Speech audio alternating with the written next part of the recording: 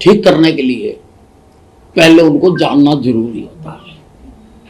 इसलिए कल मैंने खुद बस में ट्रैवल किया, मैंने पैसेंजर से भी बात की है, मैंने बस अड्डों की देखरेख को भी देखा है, मैंने कर्मचारियों से भी बात की है जो बस चला रहे थे, या अन्य कर्मचारी बस स्टैंड पर बैठे हुए थे।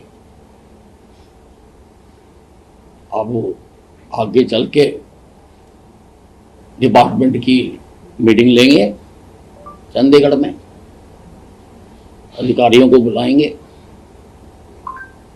और फिर और क्या क्या समस्याएं हैं उनमें से जानने की कोशिश करेंगे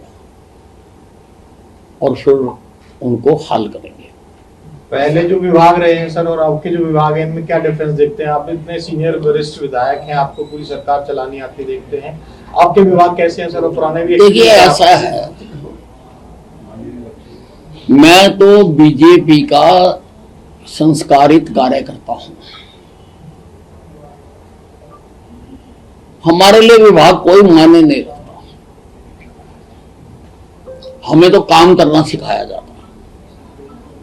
और मैंने तो कहा था, बुलंद आवाज में कहा था कि मेरी सरकार बन गई, मुझे चाहे चौकीदार बना दो, मैं वो काम भी अपनी पूरी निष्ठा से करूंगा। हमें यही सिखाया जाता। सर ट्रांसपोर्ट में क्या कुछ कमियां देखी? क्योंकि कई बस स्टैंड पे भी आप गए, क्या हम आगे दुरुस्त पा सकते हैं? अब करेंगे उनको। अब मैंने आपको बताया ना कि पहले चीजों को समझना जरूरी होता है।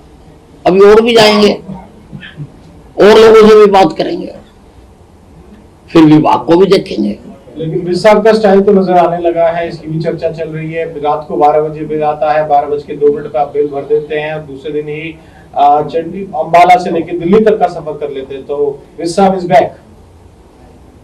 नहीं देखिए, अब देखिए मुझे रात 12:05 पर लोग तो पूछ रहे होंगे, मैंने तो किसी से पूछा नहीं, क्योंकि मैंने तो कहा था मुझे चीफ मिनिस्टर विदाउट पोर्टफोलियो बना दो, मैं राजी हूं। मेरी सरकार है, सारा काम करना हमने, तो मुझे कोई वो नहीं था कि ये जानकारी भी नहीं थी कि आज पोर्टफोलियो आएंगे। पर रात को अपनी जो मेरी आदत है उसके अनुसार जब मैं सोने लगता हूँ तो मैं लास्ट समाचार देख लेता हूँ कि क्या हो रहा है। तो मैंने देखा तो मुझे बिजली मंत्री बनाया गया था, और भी 2 डिपार्टमेंट दिए थे। मैं कहा ठीक है। मैं लाइट बंद करके सोने लगा तो मेरे मन में दूसरा ख्याल जो आया कि भाई मेरा कोई बिल तो पेंडिंग नहीं है, क्योंकि चुनाव में लगे हुए थे। तो मैंने तुरंत मोबाइल पर अपना बिल देखा। अभी उसकी ड्यू डेट बाकी थी वैसे, पर 12:32 पे मैंने अपना बिल दे दिया।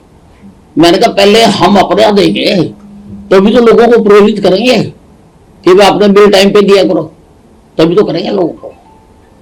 सर एनर्जी एक ऐसा मंत्रालय है जो बिल्कुल आम आदमी ढूंढता है, यानी कि लाइट वाइट को लेकर, इसको लेकर क्या प्राथमिकता है? देखिए सरकार का हर डिपार्टमेंट लोगों के लिए है, वो हर डिपार्टमेंट लोगों को अफेक्ट करता है, डायरेक्टली करता है या इनडायरेक्टली करता है।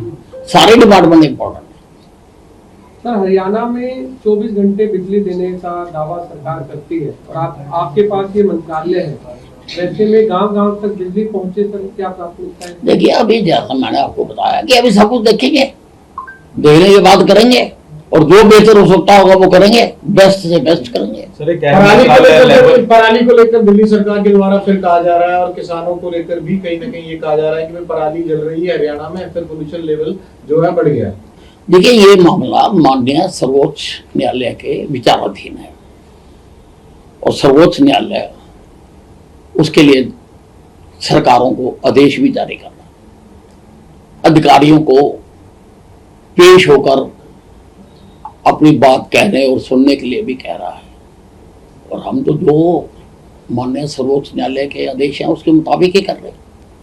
लेकिन सर, लेबर आरोप मिनिस्ट्री- तो दिल्ली सरकार की ओर से लगाया जा रहा है आप पर, आपकी सरकार पर, कि वहां से पराली जलता है और इसका नतीजा है कि एनसीआर में पॉल्यूशन की स्थिति है।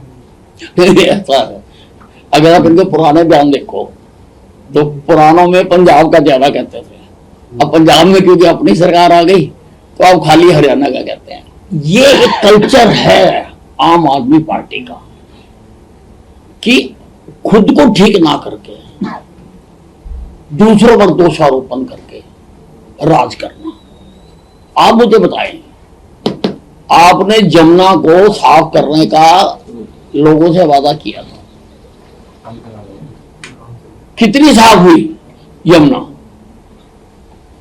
आज उसका आरोप भी हरियाणा पे लगाते हैं कि पानी हमारे से आता है, हम कहते हैं हिमाचल से आता है। ये तो कोई ठीक बात नहीं है। कोई भी इंडिपेंडेंट एजेंसी देश की जो पानी यमुना में आता है उसका बीओडी चेक करा ले कि जब तक वो हरियाणा में रहता है उसका कितना, मात्र 2 या 3 है, और जब वो दिल्ली में प्रवेश कर जाता है और ओखला तक, तब उसका बीओडी कितना। तो वो बीओडी तो सारा दिल्ली का है, उसको दिल्ली की सरकार नहीं ठीक कर रहा है और नहीं करते। जब जहाज बनती है क्या देते हैं हरियाणा से आ रही है।